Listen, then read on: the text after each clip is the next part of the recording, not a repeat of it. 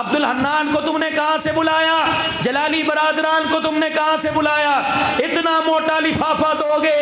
وہی بات کر رہا ہوں جو صبح آپ کی مسجد کا امام درس قرآن میں، شام کو درس حدیث میں، اور جمعے کے دن سال ہا سال سے ہر جمعے کے خطبے میں کہہ رہا، وہ بات میں آ کے کہہ رہا ہوں۔ چہرہ بدل رہا ہے، اللہ کی قسم الفاظ نہیں بدل رہے۔ کیا قصور ہے میں 1 گھنٹے میں 30-40 ہزار لے کے چلا جاؤں اور وہ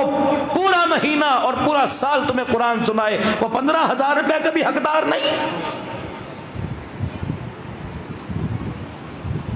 ایسے جلسوں پر بھی خدا کی پکڑ میں آئیں گے۔ ہاں، سو کے نہ رو۔ اس لیے میں نے پہلے کہا تھا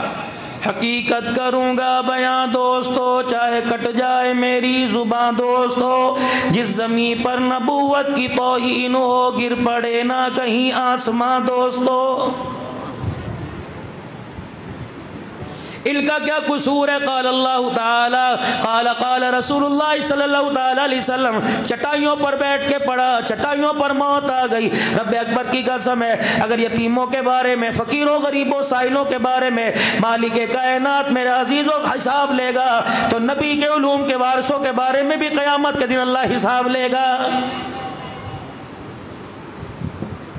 اسی لیے فرمائے ایک عالم کی طرف انگلی نہ اٹھانا۔ یہ بات آپ نے علماء اکرام سے سنی۔ میں نے جید علماء اکرام سے سن 1988 کا اجتماع تھا رائیونڈ کا، حضرت مولانا محمد عمر صاحب پالن پوری رحمت اللہ علیہ کے خدمت میں تھے۔ حضرت کے پان کا پیکدان میں اٹھا کے پھرتا تھا۔ اس وقت کیا آپ نے اجتماع میں فرمایا تھا، اے لوگوں کسی عالم کی طرف بدنگاہی سے بدتمیزی سے انگلی نہ اٹھانا، اگر نہ مالک کائنات تیری میری نسل میں 7 نسلوں میں کوئی عالم پیدا نہیں کرے گا۔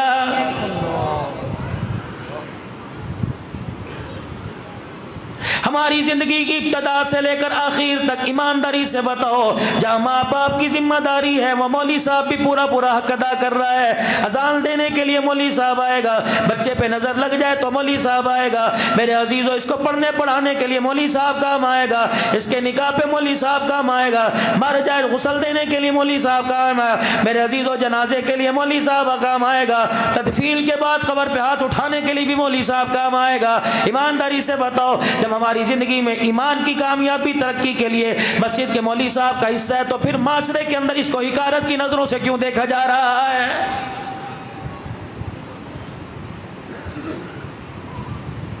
ماسٹر صاحب اگر میں یہ کہوں تو اللہ کی قسم گلا نہ ہوگا، مسجد کی انتظامیہ میں اگر کسی کے بیٹے بیٹی کی شادی ہو مولوی صاحب کو کارڈ دینا بھی گوارا نہیں کرتے، امیروں کو کارڈ جائے گا، اللہ تھللوں کو کارڈ جائے گا، ریڈی والوں کو کارڈ جائے گا، جوتا کاٹنے والوں کو کارڈ جائے گا، مولوی صاحب کو کہتے ہیں ہاں میں مسجد میں جا کے کہہ دوں گا، اسے کارڈ دینے کی کیا ضرورت ہے؟ رب اکبر کی قسم ہے یہ وہ لوگ ہیں روئے زمین پر رات کو سوتے رہے، تیرے میرے جیسے روتے رہے، اللہ کی عزت کی قسم ہمارے رونے پہ وہ اجر نہیں ملے گا جو اللہ ان کو سونے کے اوپر اجر عطا فرمائے گا۔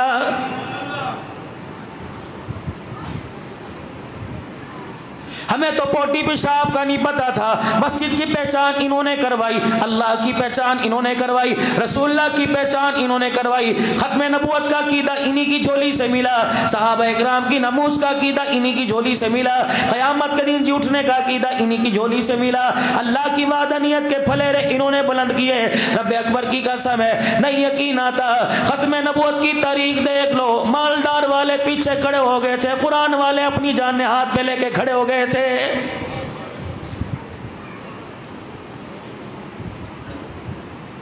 تمہارے علاقے کے اندر پٹاخہ کوئی پھٹ جائے، بم تو دور کی بات ہے، اللہ نہ کرے میرے منہ میں میرے عزیز ایسی بات بھی نہیں آنی چاہیے، اگر تمہارے علاقے میں کوئی پٹاخہ بھی پھوٹ جائے سب سے پہلے انگلی مولوی صاحب کے اوپر اٹھتی ہے۔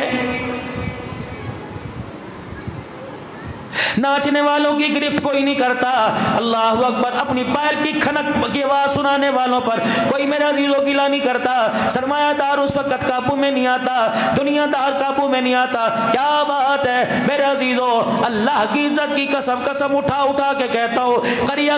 گاؤں گاؤں جا کے کہوں گا، ہر بستی میں کہوں گا، دن رات میں کہوں گا، دن میں 4 پروگرام ہو وہاں جا کے کہوں گا، اللہ کی قسم مدرسے کے اندر بیٹھنے والا مولوی دہشت گردی کا سبق نہیں دیتا بلکہ خدا کی قسم امن کا سبق دیتا ہے۔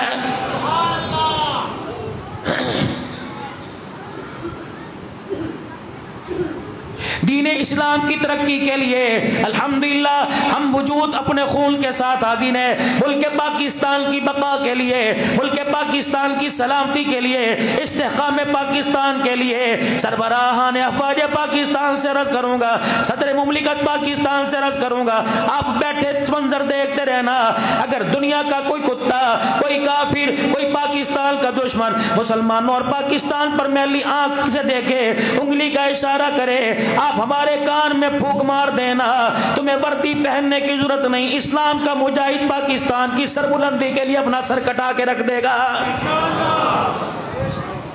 تاجدار ختم نبوت، تاج و تخت ختم نبوت اسلام، ملک پاکستان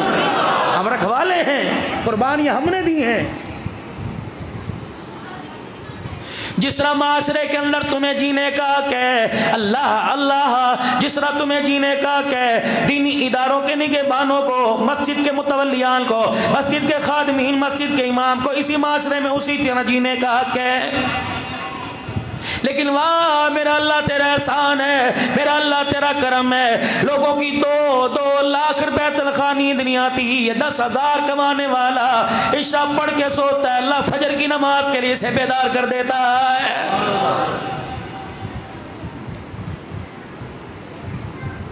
اس کی وجہ یہ، آپ جب میں ہاتھ اٹھاویں گے مسجد کے مولوی صاحب کو پرچی دیں گے، حضرت جی دعا کرو بچے کا ویزا لگ جائے، مولوی صاحب دعا کرو بچے نے فائنل کا امتحان دیا کامیاب ہو جائے، اللہ اکبر، آپ اپنے بچے کے لیے دعا کروائیں، مولوی صاحب یہ لگ جائے، اس محکمے میں لگ جائے، فائل پوری ہے مولوی صاحب، سفارش میرے پاس کوئی نہیں، دعا کرو یہ کام ہو جائے۔ لیکن یہ مولوی صاحب جب بھی دعا کرتا ہے ربنا هب لنا من ازواجنا وذرياتنا قرۃ اعین واجعلنا للمتقین اماما،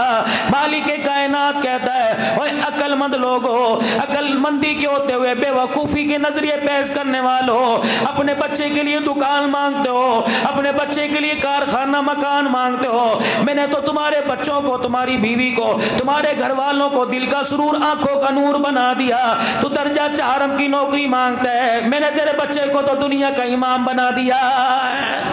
یہ مانگ میرے سے، یہ کوئی مانگنے کی چیز تھی؟